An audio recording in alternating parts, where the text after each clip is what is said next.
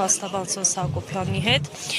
Ձեր ներկայությունը այստեղ ինչով է պայմանավորված, որովհետև Նիկոլ Փաշինյանի հատկապես վերջին գրառումից հետո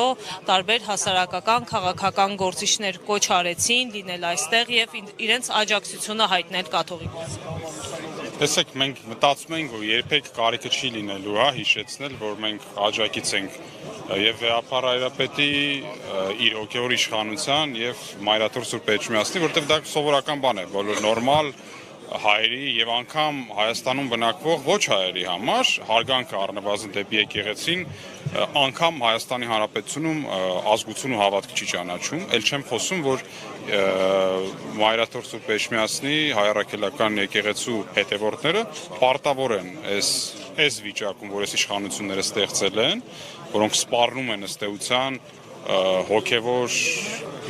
հոգևոր կյանքին խառնվելուն եւ եկեղեցու հիմքերը խարխլելուն, լինել ստեղ ուղղակի դիմավորել իրենց Վեհապար Հայրապետին, ուղղակի եւս մեկ անգամ հավատարմությունը հայտնելու եւ աջակցությունը հայտնելու այսօր ունենք մարտահրավերը, այսօր ստեղ ենք, վաղ եթե պետք լինի Սուրբ Էջմիածնի տարածքում ենք եւ ցանկացած են բոլոր տեղերում, որովհետեւ այդ սպառնալիքը կլինի։ Սա նվազագույնն է, ինչ ես կարծում եմ հավատացյալը կամ նույնիսկ ոչ հավատացյալը, բայց որը ազգային արժեքներ է կիսում Հայաստանի Հանրապետության քաղաքացիների հետ, էլի լինի այստեղ եւ ազգային ինքնությունը, ազգային արժեքները եւ նույն Արցախի ժողովրդի նկատմամբ հոգացությունը,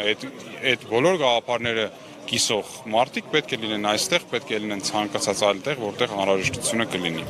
Եվ Նիկոլ Փաշինյանը ասում է, որ պետք է ինչ-որ խմբեր ձևավորվեն, որպեսզի նոր կաթողիկոս ընտրեն,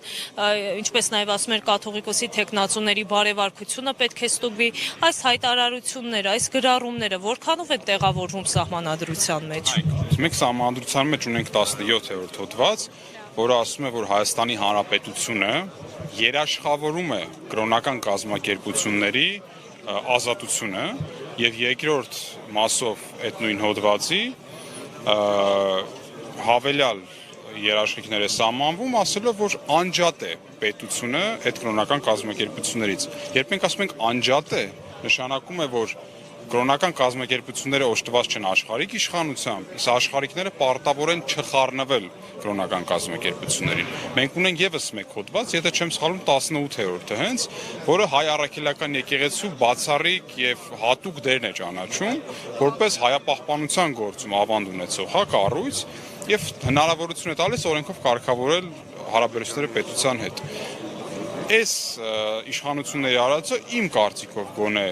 որպես իրավաբանի առնվազն փորձ է սահմանադրական կարգի տապալման։ Քանի որ մենք հստակ ունենք սահմանադիրը, ժողովուրդը որպես սահմանադիր հստակ հաստատել է, որ դու իրավունք չունես դա եւ մարդկանց կրոնի խեղճի մտքի ազատության հետ կապված ոտնձգությունը եւ առհասարակ որպես կրոնական կազմակերպություն կազմավորվելու եւ գործելու։ Էլ չեմ ասում, որ առաքելական եկեղեցին թող բոլորը ոչ մեկ չնեղանա, բայց սովորական կրոնական կազմակերպություն էլ չէ։ Դա մեր ազգային ինստիտուտն է, որը 1700 տարուց ավել կրում է իր մեջ նաեւ ինքնության մի մեծ մասը եւ մեծ դեր է ունեցել մեր ժողովրդի իր լեզուն, կրոնը, արժեքները պահպանելու գործում։ Հետևաբար,